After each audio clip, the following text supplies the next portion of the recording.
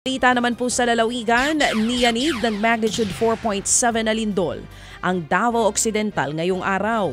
Base sa PHIVOLCS, pasado alas 4 ng umaga nang maitala ang lindol, sakop ng Jose Abad Santos. May lalim na 82 kilometro ang nasabing pagyanig habang tectonic naman ang origin nito.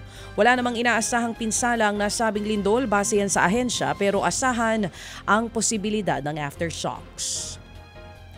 Kalunos-lunos naman ang sinapit ng isang babae sa Pili, Camarines Sur.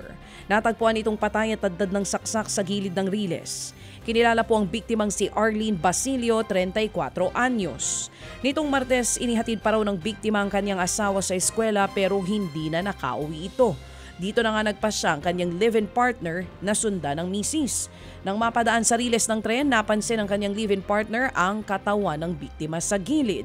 Ayon sa mga pulis, higit 20 saksak ang tinamo ng biktima.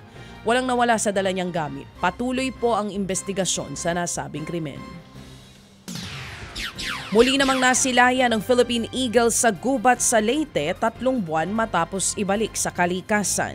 Yan ang unang beses na nakita ang babaeng agila na si Carlito. Ayon sa Philippine Eagle Foundation, malusog ang itsura ng agila at mukhang nakakakain ito ng maayos sa ngayon. Si Carlito ang isa sa 2 Philippine Eagle na pinakawala noong June.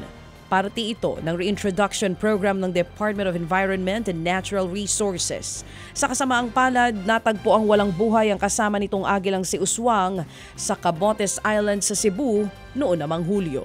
Ted Filon at DJ Chacha ngayon nasa Radyo 5 92.3 News FM Monday to Friday 6 to 10 a.m.